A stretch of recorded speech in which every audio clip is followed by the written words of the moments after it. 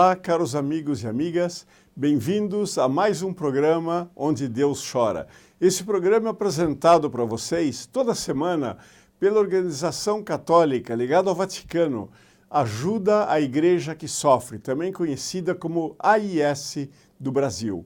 Nós ajudamos, através do óbolo, das doações de vocês, dos fiéis de todo o Brasil, projetos da Igreja Católica, dos bispos, das dioceses, dos principais movimentos católicos, naqueles lugares onde a ajuda é mais necessária.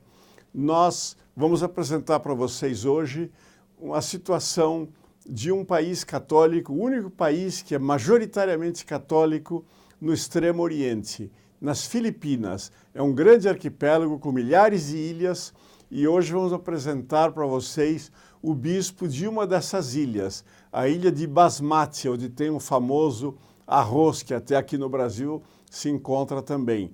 E esse bispo vai contar um pouco a história dele e a situação dessa diocese que está numa região pobre das Filipinas, é um país em desenvolvimento e que ajuda a Igreja que Sofre, tem alguns projetos de ajuda. Inclusive, preste atenção quando ele fala de um projeto brasileiro de ajuda aos drogados lá nas Filipinas, a Fazenda da Esperança, que tem 2 fazendas nesta ilha desse bispo, lá em Basmati, nas Filipinas.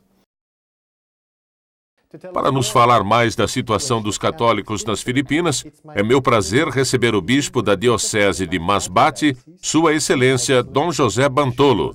Excelência, obrigado por estar hoje em nosso programa.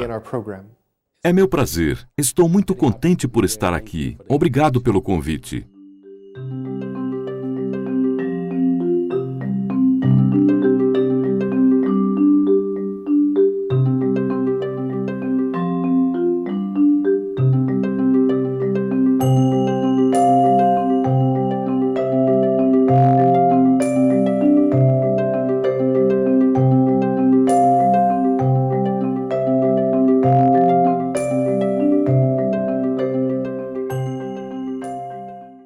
Excelência, o senhor é o 5º filho de um total de 14. O senhor pode nos contar como foi crescer nesse ambiente? Pelo que entendi, o senhor cresceu num vilarejo. Isso mesmo, num vilarejo rural de Quizian, em Luanã, Antique, que é muito rural. É um local pequeno com 20 mil habitantes. Uma vida simples de camponeses e pescadores, nesse nosso vilarejo. Quando o senhor diria que foi sua primeira experiência de Deus? Quando sentiu que Deus era verdadeiro? Eu cresci em uma família católica e na minha primeira comunhão, quando eu tinha uns 8 ou 9 anos, lamentavelmente me sentia distante da igreja. Quando eu tinha 12 anos e estava prestes a me formar no ensino fundamental, senti que faltava algo em mim, pois não ia à igreja naquela época. Durante a festa da Imaculada Conceição, que era a padroeira da nossa paróquia, no dia 8 de dezembro de 1972, foi quando senti uma inspiração para voltar à igreja. E aí eu acredito que foi o início da minha conversão, de retorno à igreja, mas também o começo da minha caminhada vocacional ao sacerdócio. O senhor poderia dizer qual é a riqueza da fé filipina e qual é a fraqueza da fé filipina? Eu diria que nossa fé é simples, e essa simplicidade é algo importante para nós. É claro que não existe nenhuma dicotomia. O que experimentamos na vida é também o que expressamos. Temos que entender a atitude dos filipinos para poder entender bem a experiência de fé deles. Aparentemente, parecem alheios, mas a experiência cotidiana, que é difícil, de como enfrentar os sofrimentos diários, é de certa forma uma expressão de fé.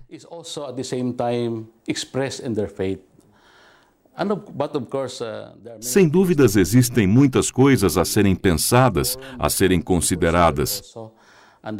Como eles poderiam expressar a fé com mais plenitude, ao invés de manter ser somente algo exterior. Um aprofundamento na fé. Um aprofundamento. Catequese também, ou porque eu imagino que a fé está muito viva, mas será que está bem alicerçada? Isso falando em termos de catequese. Bem alicerçada no sentido que vem das experiências e do coração, mas em termos de racionalização. De formação, eu suponho. De formação ou de capacidade mental para entender a fé é algo que está fazendo falta. É aí que a educação deve intervir, também a catequese e outras maneiras de dar formação de fé. Excelência, o senhor foi nomeado bispo pelo Papa Bento XVI. Foi um choque quando soube da sua nomeação? Foi a maior surpresa da minha vida. Na verdade, eu não estava no meu país quando me perguntaram. Eu estava na Alemanha, pois estávamos construindo um hospital em Antique, a diocese a que pertenço, que é o Centro Médico de Antique. Eu estava no segundo dia de viagem quando o núncio apostólico me ligou dizendo que eu seria o próximo bispo de Masbate. Foi um grande choque, pois não esperava. O senhor recusou? Na realidade, eu só pedi tempo para refletir, rezar sobre isso e poder dizer meu sim. Sem dúvidas, existia uma necessidade. Claro que eu fiquei um pouco hesitante, pois pensava nos meus outros trabalhos e funções em relação à minha capacidade. É uma grande incumbência e é um grande desafio que acompanha essa tarefa. Qual é o seu lema episcopal e por que o senhor o escolheu? Meu lema episcopal é Vivere Christus Est. O viver é Cristo. Foi retirado da carta de São Paulo aos Filipenses, capítulo 1, versículo 21. Eu fui inspirado pelo Papa João Paulo II, que dizia frequentemente aos jovens: não tenham medo de ser amigos de Jesus. Ou também o que a Beata Madre Teresa de Calcutá disse uma vez, durante o Retiro Internacional dos Sacerdotes em Roma. Quando ela disse, nos deem Cristo, somente Cristo e sempre Cristo. E como filósofo, eu gosto de acreditar no que Paulo disse. Considero tudo lixo, inútil, até o momento em que conheço Jesus Cristo. Então, para mim, esta é a melhor maneira de ver a vida, de ver o valor e a preciosidade da vida, pois Cristo é vida. Como o senhor, como filósofo, aplica isso aos desafios cotidianos? Por exemplo, sabemos que muitos filipinos vivem com menos de $2 por dia, em situação de pobreza. Como o senhor aplica este lema aos desafios? Não somente falando da parte espiritual, mas também dos problemas materiais que as pessoas têm. É o verdadeiro desafio para mim de como encarnar, trazer à prática as palavras que eu gostaria de levar para as pessoas de Masbate. Viver com Cristo. Acho que devemos acompanhar as pessoas e fazê-las entender que no meio do sofrimento existe a preciosidade da vida. Por causa disso, eles acabam levando a vida mais a sério.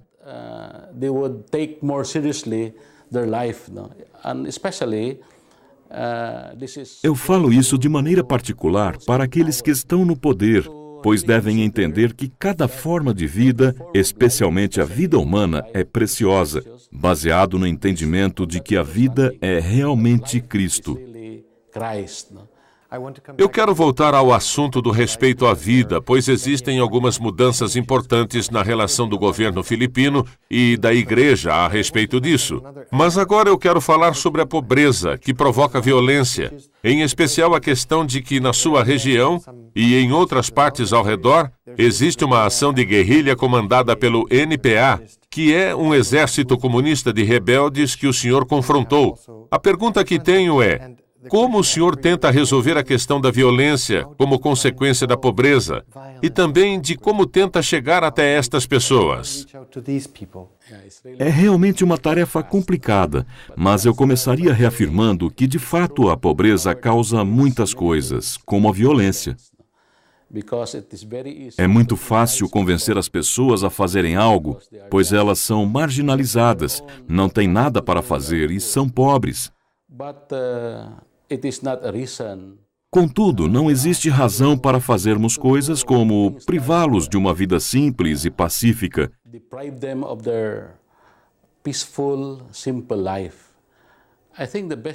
Eu acho a melhor coisa a se fazer para nós, na igreja, é promover o que for possível para que eles se desenvolvam, não só a vida espiritual, mas as outras necessidades.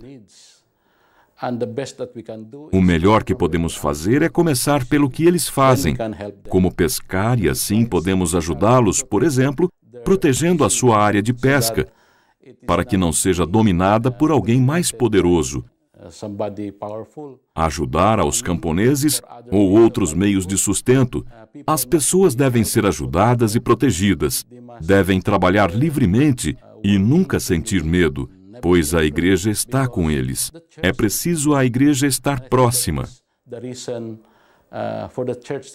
Voltando à questão da pobreza. A pobreza muitas vezes traz desespero entre os jovens e também o vício em narcóticos, que é um problema crescente nas Filipinas e em outros lugares do mundo. Mas o senhor começou um novo programa na sua diocese, que é a Fazenda da Esperança. O senhor pode nos contar mais dessa experiência e por que a Fazenda da Esperança foi para a sua diocese? Eu sou muito novo nessa diocese, mas daquilo que escutei, faz 8 anos que a Fazenda da Esperança, como é conhecida, se estabeleceu lá. Eu estive lá. O senhor a visitou? Eu passei dias lá antes da minha posse e conheci os meninos e meninas que vivem lá. Qual foi a sua impressão desses jovens? O ponto é dar esperança para eles, como diz o nome do lugar.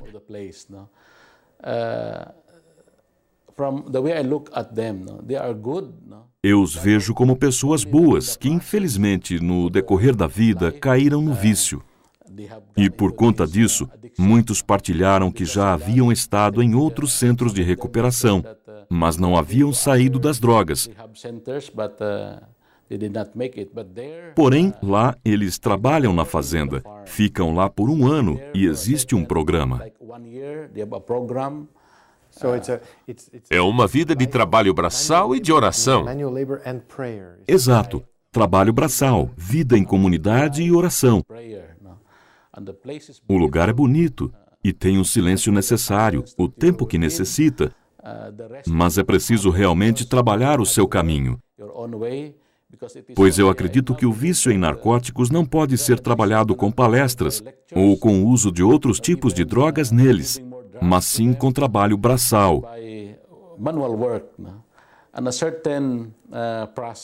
E nesse processo, através da rotina, você os faz confrontar e descobrir a si mesmos. E nesse processo, eles acabam descobrindo a verdadeira causa deste vício.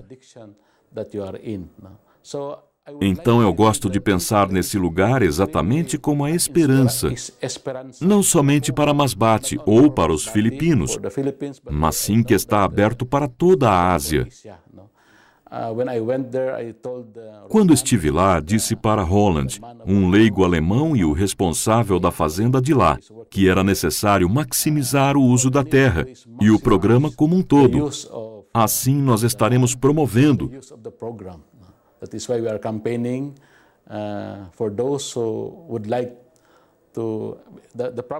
O problema do viciado é admitir que está dentro do vício. E é preciso admitir que precisa de ajuda para poder se inscrever no programa. E assim surge esperança de uma vida melhor. Excelência, o senhor falou anteriormente sobre a dignidade da vida. Existem estatísticas que mostram que a população filipina dobrará nas próximas 3 décadas.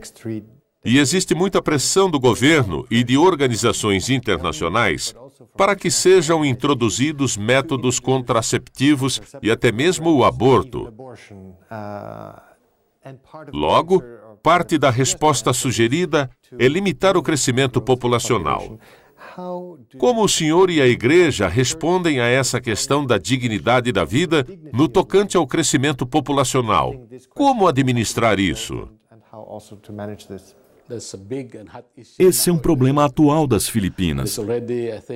Agora, no Congresso, eles votarão se aprovam ou não a lei sobre contracepção.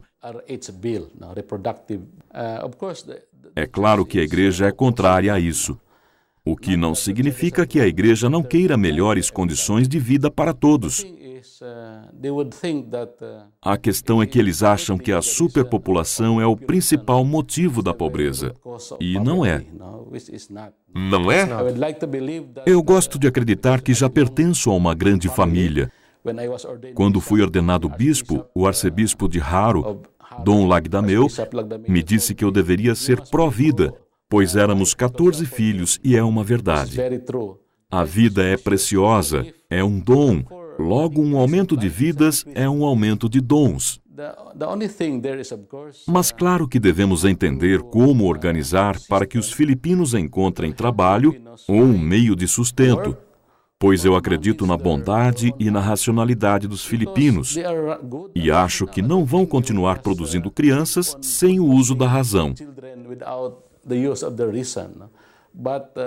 Mas introduzir outros meios ou outros métodos é um ataque à santidade do casamento, ao valor da vida familiar.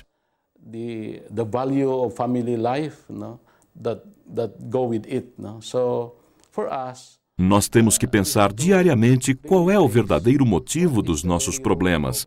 A igreja acha que não é a superpopulação. É a pobreza e a distribuição de renda. Exato. Aliado ao sistema corrupto e a certas atitudes que devemos erradicar do nosso pensamento. Se essa lei for aprovada nas Filipinas, qual será o perigo para as pessoas e para a sociedade? Provavelmente o perigo é que os valores são postos em perigo. Nós dizemos que será a criação da mentalidade contraceptiva.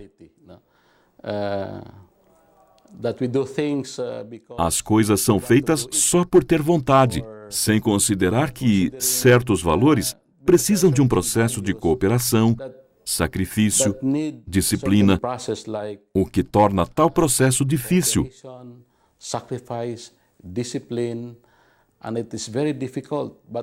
Mas ao final é a única maneira de manter a beleza do casamento e a família cristã feliz.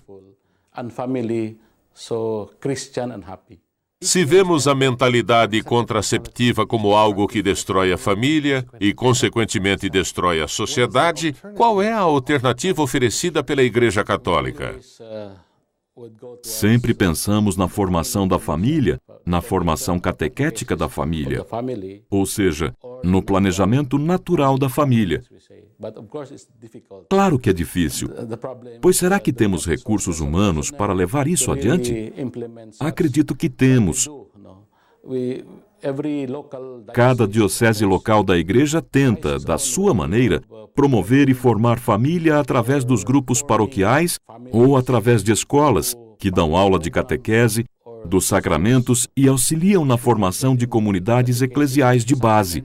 Existe muito sendo feito. Formação é a resposta, educação é a resposta. Sim. Sua Excelência, nós falamos sobre a dignidade do ser humano, sobre família, sobre vício em narcóticos e as respostas para esse problema, e sobre pobreza. Dentre todos esses, o que o senhor vê como prioridade? Que apelo o senhor faria para aqueles que estão assistindo o nosso programa? Eu pediria para que sempre fossem extra generosos quando falamos de compartilhar. Seja compartilhar bens materiais, nossas ideias, ou compartilhar nossa maneira positiva de ver a vida. Precisamos disso. É um perigo sempre criticar e acabar não fazendo algo positivo. Sempre devemos promover o positivo e fazer o que está ao nosso alcance, onde quer que estejamos. Em segundo lugar, gostaria de pedir para que as pessoas se unissem a nós em oração pela Igreja Filipina, que enfrenta todas essas problemáticas que conversamos aqui. Nós precisamos de orações e de apoio. E em terceiro lugar, eu gosto de pensar que, de onde estivermos, se cumprirmos os nossos deveres cristãos, isso afeta o resto do mundo e também as Filipinas. Excelência, obrigado por ter participado do nosso programa. Obrigado. Fiquei muito contente com o convite para partilhar aquilo que vivo. Muito obrigado. E obrigado, senhoras e senhores, por terem assistido o nosso programa. Se quiserem saber mais sobre como podem ajudar Dom Bantolo, eu os encorajo a olharem as informações para contato ao final deste programa. Esperamos revê-los na próxima semana. Até lá.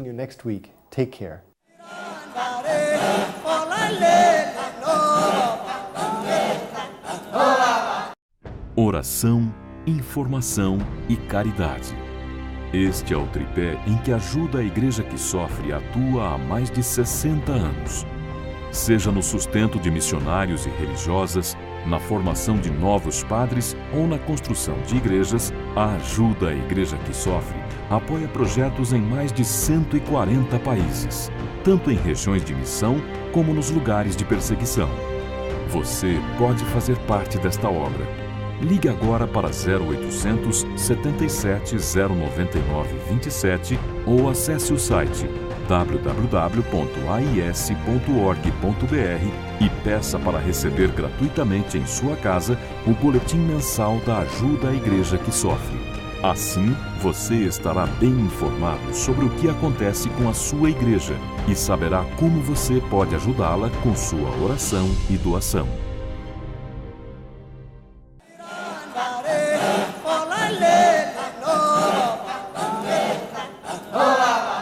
Muito interessante essa entrevista com Dom José, esse bispo das Filipinas, uma região muito pobre de lá e que ajuda a Igreja que Sofre, ajuda com alguns projetos. Nós temos projetos também, e muitos projetos, aqui no nosso Brasil, sobretudo nas regiões mais pobres, mais carentes, mais necessitadas, como no Nordeste, na Amazônia e algumas dioceses do Centro-Oeste, bem como em algumas dioceses de grandes cidades, onde temos muitas favelas e muita gente carente, onde a igreja desenvolve diversos projetos pastorais e de ajuda.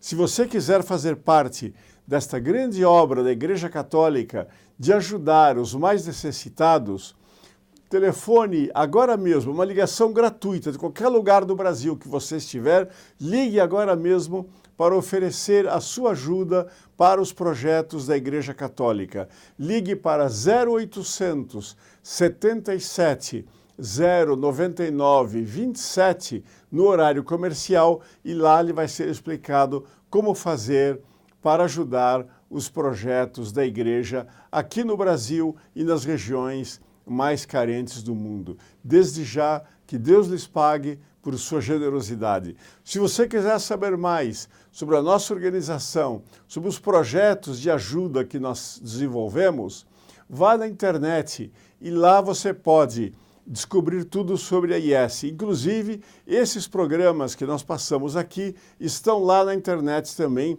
Fale para os seus amigos e conhecidos visitarem o site e assistirem os nossos programas lá com uma qualidade muito boa. Vocês podem vê-los a qualquer hora do dia ou da noite que vocês quiserem. O endereço é www.ais.org.br. Eu conto com vocês aqui nesse mesmo canal, na semana que vem, neste mesmo horário, se Deus quiser. Até lá!